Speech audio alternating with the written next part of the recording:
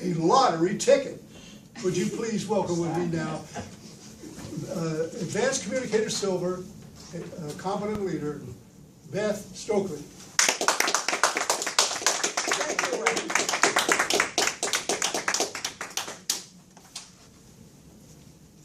I was sued recently. Started a few years ago when my daughter was driving a small pickup truck that I own and insure on a rainy night. She got off 101 somewhere in the San Fernando Valley, and while she was on the off-ramp, the cars ahead of her stopped. Of course, she tried to stop, but she wasn't completely stopped when she hit the car ahead of her. I don't know exactly how fast she was still going, but I know that the damage to our little pickup truck was a bent bumper. Well, the case didn't settle. The insurance company kept calling up and asking us more questions about the event. Finally, just before the statute of limitations for filing suits ran out, the lady in the car ahead filed suit for $1.9 million. Oh, good. Mr. Toastmaster, fellow Toastmasters, honored guest. There is an attitude in this country that is all too prevalent that any misfortune is a lottery ticket. It has spawned an entire industry of questionable and sometimes bizarre litigation. You've all heard, I'm sure, about the lady who put hot coffee between her legs and drove. The coffee spilled, she got burned, and a jury gave her almost $3 million from McDonald's because they sold her the coffee. What were those jurors thinking? I've been on 5 or 6 juries in my life, including on one case that was very similar to the case against me.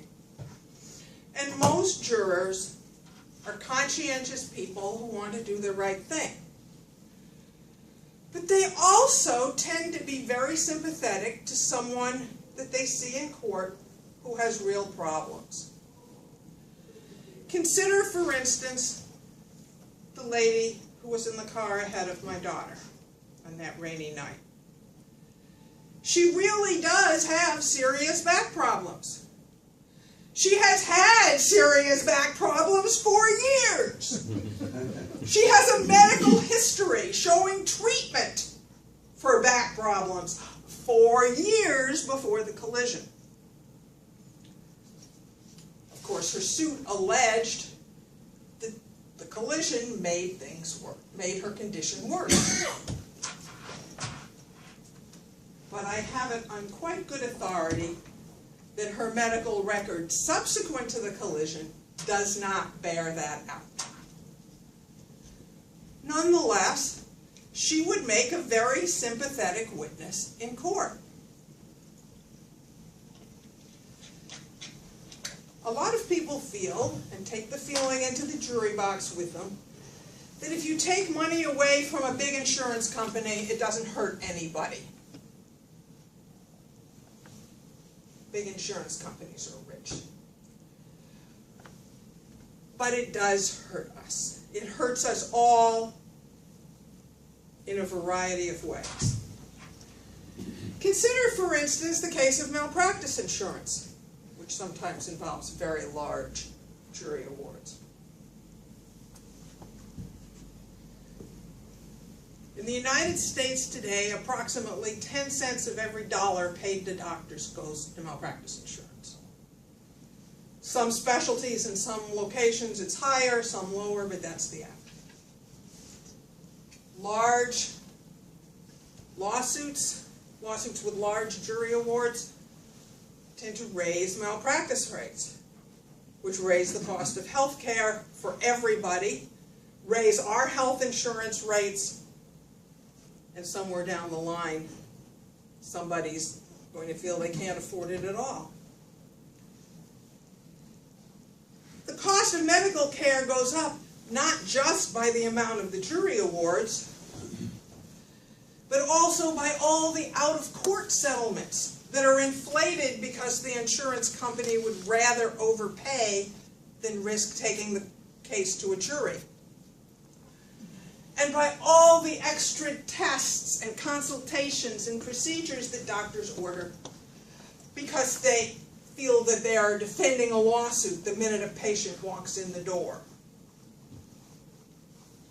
Even a completely spurious lawsuit that goes to a jury and the plaintiff gets nothing takes the doctor's time, the lawyer's time, the paralegal's time. Is not without cost. And this litigious climate affects us in many other ways. When I was a child, almost every swimming pool had a diving board. Now hardly any of them do. And everything we buy comes wrapped in warnings telling us not to do incredibly stupid things. And all those silly warnings make us joke about warnings and ignore all warnings, which actually can be dangerous. But we live in a world obsessed with potential lawsuits. Oh, the case against me, my insurance company eventually settled for $100,000. So she didn't win the mega jackpot, but she did win the lottery. Ladies and gentlemen of the jury, I used to think we needed to reform our laws. Now I think we need to reform ourselves. We need to grow up and stop thinking that every misfortune is a lottery ticket. Mr. Toastman.